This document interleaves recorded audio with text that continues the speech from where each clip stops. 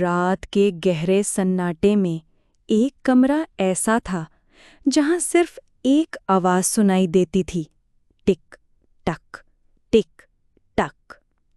دیوار پر لگی پرانی گھڑی اپنی مخصوص رفتار سے چل رہی تھی۔ یہ کمرہ وقاص کا تھا، ایک نوجوان جو حال ہی میں ایک پرانی حویلی میں کرائے پر رہنے آیا تھا۔ حویلی بڑی تھی، کمرے ویران، مگر کرایہ بہت کم تھا۔ وقاص نے سوچا اس سے بہتر کیا ہو سکتا ہے، مگر اسے اندازہ نہیں تھا کہ یہ کم کرایہ دراصل ایک قیمت وصول کرنے والا سودا تھا۔ وقاص کو پرانی گھڑیاں جمع کرنے کا شوق تھا۔ اس حویلی میں آ کر اسے سب سے زیادہ خوشی اس دیوار گھڑی کو دیکھ کر ہوئی۔ لکڑی کی بنی ہوئی گھڑی جس پر کندہ کاری تھی اور عقرب بالکل پرانے انداز کے۔ اس نے سوچا کہ یہ تو اس کے کمرے کی شان بڑھا دے گی۔ پہلی رات سب کچھ ٹھیک تھا، مگر آدھی رات کو جب خاموشی پھیل گئی تو اچانک گھڑی کی ٹک ٹک کچھ زیادہ بلند سنائی دینے لگی۔ وقاص نے کروٹ لی، کان لپیٹے اور سو گیا۔ لیکن اگلی رات بھی یہی ہوا، اور تیسری رات ٹک ٹک اتنی زور آور تھی جیسے کمرے کی دیواریں بج رہی ہوں۔ وقاص بستر پر اٹھ بیٹھا۔ اس نے گھڑی کو غور سے دیکھا۔ وقت ٹھیک چل رہا تھا، عقرب اپنی جگہ حرکت کر رہے تھے۔ اس نے خود سے کہا شاید میرا وہم ہے، لیکن اگلے ہی لمحے اسے لگا کہ گھڑی کی ٹک ٹک میں کوئی ردھم ہے، جیسے کوئی پیغام دیا جا رہا ہو۔ 1 2 1 2، پھر رک کر ایک لمبا وقفہ۔ وقاص کو بے چینی ہوئی۔ وہ گھڑی کے قریب گیا۔ قریب جا کر محسوس ہوا کہ ہر ٹک کے ساتھ ہلکی سی سرگوشی بھی ہے۔ وہ کان قریب لے آیا۔ آواز تھی کسی کی مدھم سرگوشی، جیسے کوئی بول رہا ہو۔ وقاص پیچھے ہٹا، پسینہ اس کے ماتھے پر تھا۔ اس نے گھڑی اتاری اور بیڈ کے نیچے رکھ دی، مگر تب بھی ٹک ٹک کی آواز کمرے میں گونجتی رہی۔ اگلے دن وہ حویلی کے مالی سے ملا۔ اس نے پوچھا یہ گھڑی کب کی ہے؟ مالی نے چونک کر کہا بیٹا، اس گھڑی کو چھیڑنا مت۔ یہ گھڑی اس حویلی کے پرانے مالک کی ہے۔ کہا جاتا ہے جب بھی یہ گھڑی رکتی ہے کوئی نہ کوئی سانحہ ہو جاتا ہے۔ کئی سال پہلے ایک رات یہ گھڑی رک گئی تھی، اور اسی رات مالک کا بیٹا اپنے کمرے میں مردہ ملا تھا۔ وقاص نے ہنسنے کی کوشش کی۔ وہ کہنے لگا ان سب باتوں میں سچ نہیں ہوتا، لیکن دل کے کسی کونے میں ایک خوف نے جگہ بنا لی تھی۔ اس رات وقاص نے ارادہ کیا کہ گھڑی کو چلنے دے گا، مگر خود سوئے گا۔ رات آدھی گزری تھی کہ گھڑی اچانک رک گئی۔ وقاص چونک کر اٹھا۔ کمرے میں سناٹا چھا گیا۔ اس نے گھڑی کو دیکھا، عقرب 12:03 پر آ کر رک گئے تھے، اور اسی لمحے دروازے پر ہلکی سی دستک ہوئی۔ وقاص کا دل بیٹھ گیا۔ کون ہو سکتا ہے اس وقت؟ اس نے ہمت کر کے دروازہ کھولا۔ باہر کوئی نہ تھا، لیکن کوریڈور کے آخر میں ایک سایہ ہلکا سا ہلتا ہوا نظر آیا۔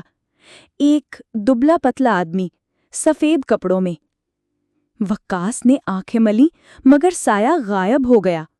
وہ کانپتے ہوئے واپس آیا، گھڑی کو دیکھا، اور اس کے پیندے پر کسی نے ناخن سے ایک جملہ کھود رکھا تھا، جب گھڑی رکے گی وقت بھی رکے گا۔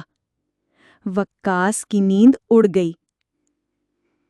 اس رات اس نے ارادہ کیا کہ گھڑی کو چلنے دے گا، مگر خود سوئے گا۔ رات آدھی گزری تھی کہ گھڑی اچانک رک گئی۔ وقاص چونک کر اٹھا۔ کمرے میں سناٹا چھا گیا۔ اس نے گھڑی کو دیکھا، عقرب 12:03 پر آ کر رک گئے تھے، اور اسی لمحے دروازے پر ہلکی سی دستک ہوئی۔ وقاص کا دل بیٹھ گیا۔ کون ہو سکتا ہے اس وقت؟ اس نے ہمت کر کے دروازہ کھولا۔ باہر کوئی نہ تھا، لیکن کوریڈور کے آخر میں ایک سایہ ہلکا سا ہلتا ہوا نظر آیا۔ ایک دبلا پتلا آدمی، سفید کپڑوں میں۔ वक्कास ने आंखें मली मगर साया गायब हो गया। वो कांपते हुए वापस आया, घड़ी को देखा और उसके पैंदे पर किसी ने नाखून से एक जुमला खोद रखा था, जब घड़ी रुकेगी वक्त भी रुकेगा। वक्कास की नींद उड़ गई। उस रात उसने आंखों ही आंखों में काट दी।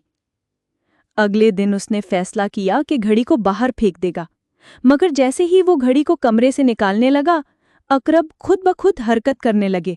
घड़ी बजी और उसके कान में किसी की चीख की आवाज आई। वो घबरा गया और घड़ी वापस दीवार पर लटका दी। चौथी रात वक्कास के कमरे में माहौल और भी डरावना हो गया।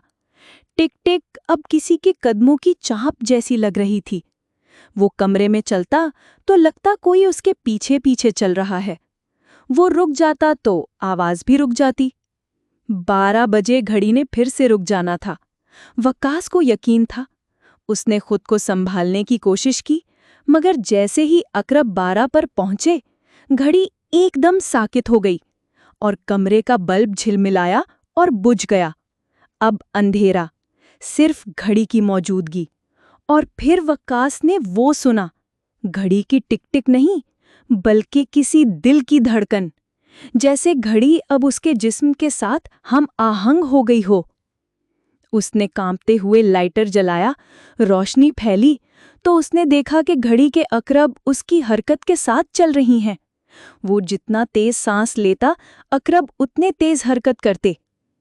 उसने कांपती आवाज में कहा, ये सब मेरा वहम है। लेकिन तभी दीवार पर लगे आईने में कुछ और नजर आया। वहां खड़ा वक्कास तो था, मगर उसका अक्स मुख्तलिफ।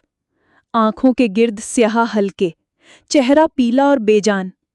आईना लरजने लगा और अक्स ने मध्यम आवाज में कहा, तुम्हारा वक्त खत्म हो रहा है। वक्कास पीछे हटने लगा, मगर कमरा जैसे तंग होता जा रहा था। घड़ी की टिक टिक अब तूफान की तरह गूंज रही थी। वो कान लपेटकर जमीन पर बैठ गया।